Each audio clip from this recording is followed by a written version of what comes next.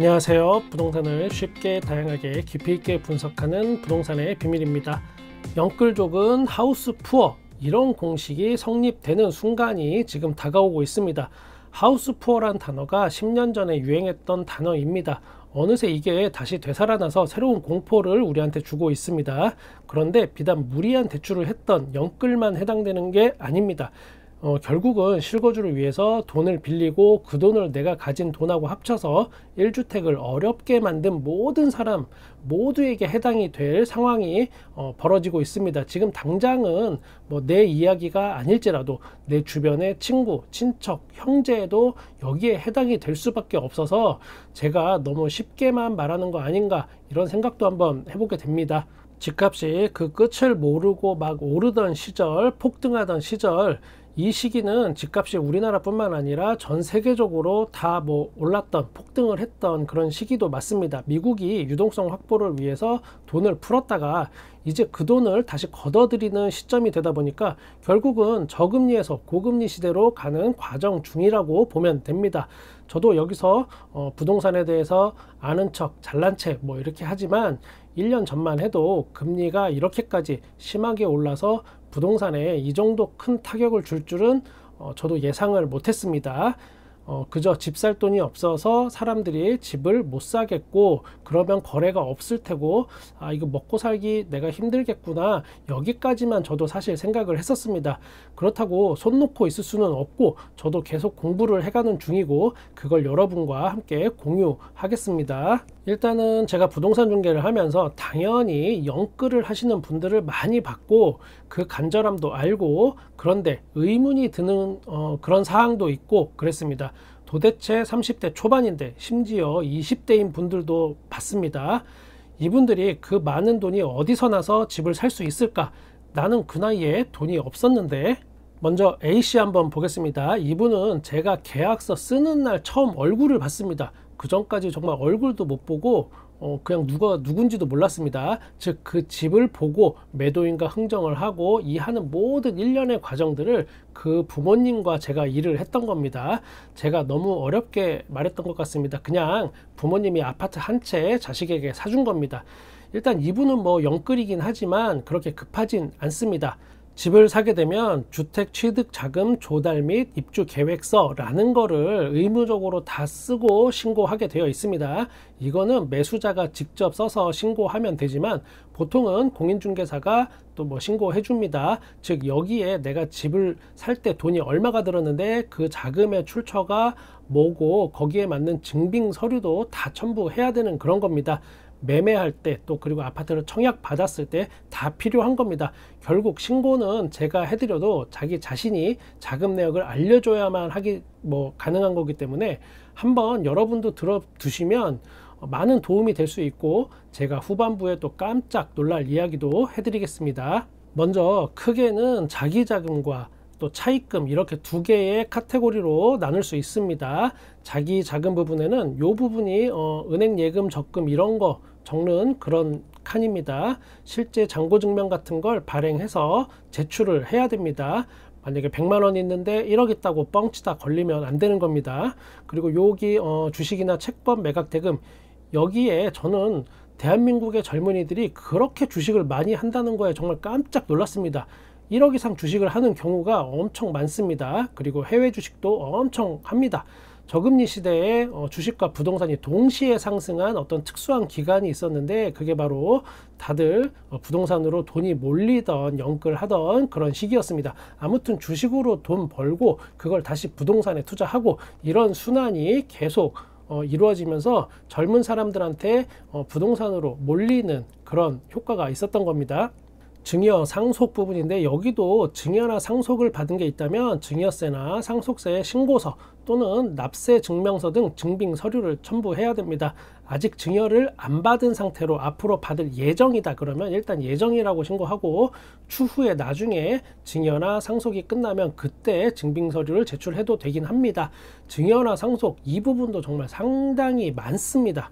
현금 등 그 밖의 자금, 여기는 내가 현금이나 어떤 금덩이를 갖고 있다면 소득금액 증명원이나 원천징수 영수증을 첨부하는데 여기는 거의 적는 사람 못 봤습니다. 만약에 청약을 한다 그러면 그때는 미래소득을 적을 수 있습니다. 내 연봉이 얼마니까 내가 입주할 때쯤에 얼마 정도 돈이 모인다 이렇게 쓸 수는 있지만 실제 매매에서는 저는 거의 못 봤습니다. 현금 3억 이렇게 적었다가 어떻게 될지 빤히 앞날이 보이니까 여기는 거의 뭐 사실 안 적습니다. 매매에서는 부동산 처분 대금, 여기는 기존의 집을 팔았거나 아니면 팔 예정 또는 전세나 월세 보증금, 내가 지금 현재 살고 있는 거, 그런 거를 여기에 적으면 되는 겁니다. 내가 전세 5억에 살고 있다 그러면 전세 5억짜리 임대차 계약서 첨부해야 됩니다. 그 돈을 빼서 집을 사는 거니까 이 부분도 상당히 많이들 적고 여기에 들어가는 금액들도 다들 큽니다. 차입금 관련된 카테고리 한번 보겠습니다. 차입금에서 많이 적는 부분이 금융기관 대출액 합계, 주택담보대출이 가장 많고, 뭐 신용대출도 예전에 지금처럼 쪼이기 전에는 신용대출 1억 이상 적는 분도 저도 많이 봤습니다. 그 다음이 그 밖에 차입금 여기인데 여기에 부모님께 돈을 빌리는 걸 적는 사람도 꽤 있습니다. 여기 임대보증금은 뭐라고 설명을 할까, 그냥 갭 투자할 때 그 임대보증금 적는 거라고, 기존에 있던 세입자 거 적는 거라고 생각하면 됩니다. 내가 10억짜리 집을 사는데 거기에 6억의 전세를 끼고 사는 거다 그러면 그 금액을 적으면 되는 겁니다. 그냥 뭐 요 정도만 아셔도 여러분은 꼭 필요한 거는 다 아신 거라고 보면 됩니다. 나중에 이게 꼭 필요한 시기가 되면 공인중개사한테 꼬치꼬치 캐물어서 괴롭히면 다 해줍니다. 물론 저는 괴롭힘 당하기 전에 매수자 앉혀놓고 디테일하게 잔소리 신공을 시전합니다. 제가 먼저 선수 쳐서 샬라샬라 뭐 A부터 Z까지 뭐 다 아는 것도 엄청 잔소리 해대면서 막 길게 막 설명을 하면 도망가는 사람들 꽤 있습니다. 여기서 다시 A씨 이야기로 한번 가보겠습니다.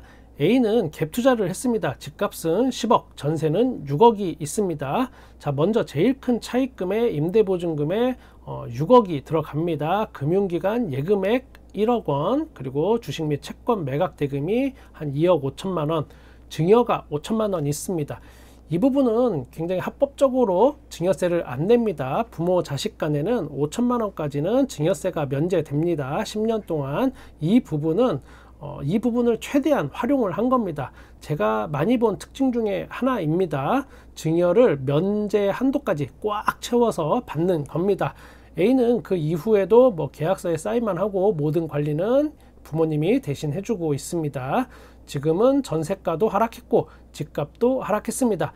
그러나 큰 걱정은 이분들은 없습니다. 그 정도는 해결 가능한 범위라고 판단을 하고 있습니다.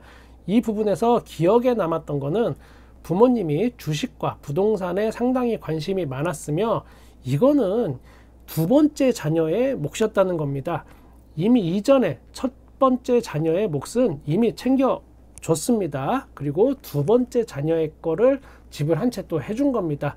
여기 부모님이 저랑 되게 막 주식에 관한 얘기를 많이 했던 게 기억이 나는데 저도 그냥 사회생활 한 거지 사실 저 주식 별로 좋아하지도 않고 그냥 맞장구만 이렇게 쳐드린 겁니다.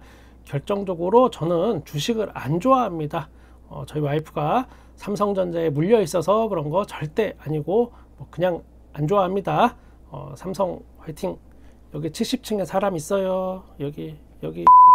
자, 이번에는 B 이야기 한번 해보겠습니다. 이분도 10억의 아파트를 샀습니다.